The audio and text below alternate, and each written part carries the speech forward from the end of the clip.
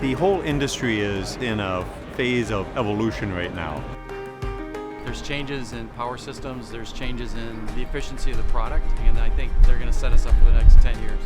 Things like robotics, things like electrification, things like smart connected products, they're all taking place right now and they have great application to our industry. The lithium battery trend on the smaller two-cycle stuff and even on the mowers, the larger devices, I think is really going to change our industry.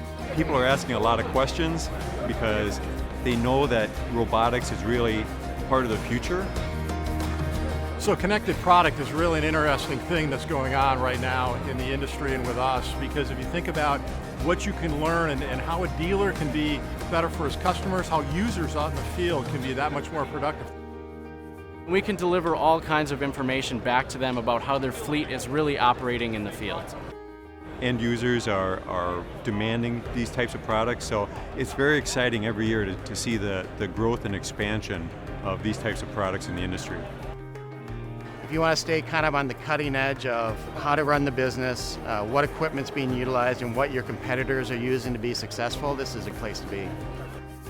I would say it's all in one place. Anything you want to know about, any products you want to see, any people you want to meet, if they're in this industry, they're here.